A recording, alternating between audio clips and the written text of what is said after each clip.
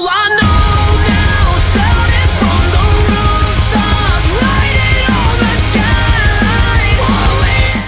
Welcome back to another Vinland Saga anime comparison video, everyone. Today we will be checking out episodes 2 and 3 and comparing the anime and the manga. Like most anime adaptations, there are bound to be some changes that differ from the original source material, whether that be expanding upon the original story, completely omitting certain sequences or events, censorship, or switching the order of certain sequences. When it comes down to episodes 2 and 3 of Vinland Saga, there weren't a whole lot of changes, but there were a few things that were changed in the case of the order of events. Without further ado, let's begin the comparison. The beginning of episode 2 starts off by adapting chapter 5 of the manga, and pretty much everything was adapted perfectly. The only difference that we eventually come across is around the 15-minute mark of the episode, albeit it was nothing major.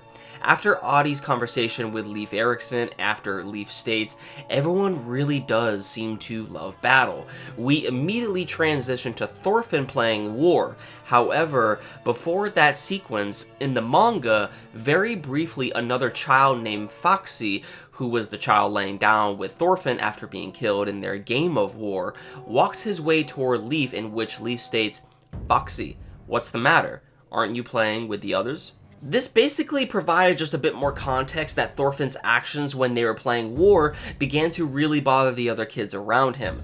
Also, by the end of chapter 6, we can see Foxy's facial expression showcasing his concern for Thorfinn's change of character, which led him to eventually talk to Leif.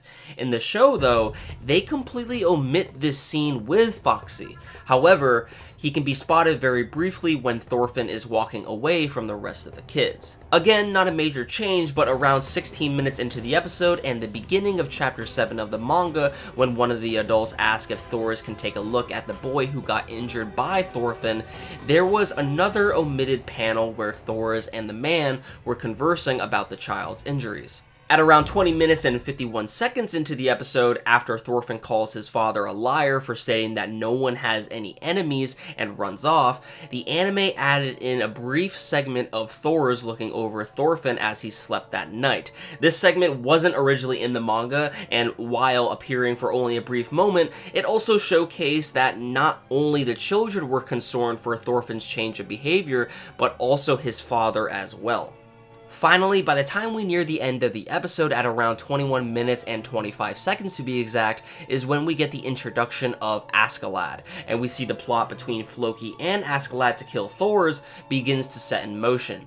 The anime actually introduces Askeladd a bit earlier compared to the manga, as in the manga, following the events of chapter 7, chapter 8 opens up with Audie trying to confess his love to Ylva before he sets off for departure with Thors.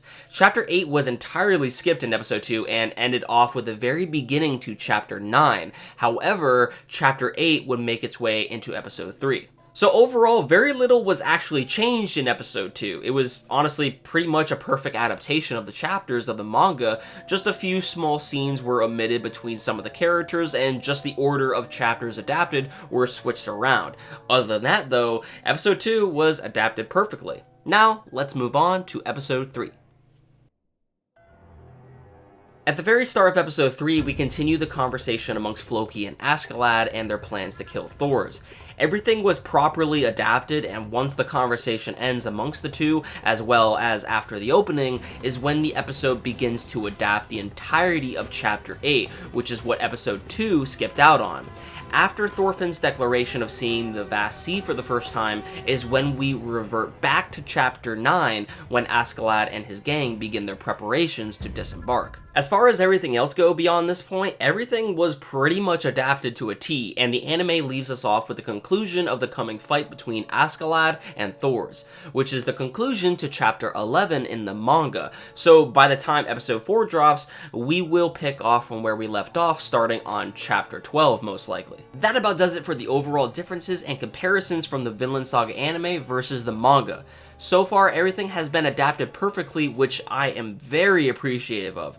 The only differences that have really been showcased so far have just been a few omitted scenes that only appeared very briefly in the manga, which don't change a whole lot to the story or characters.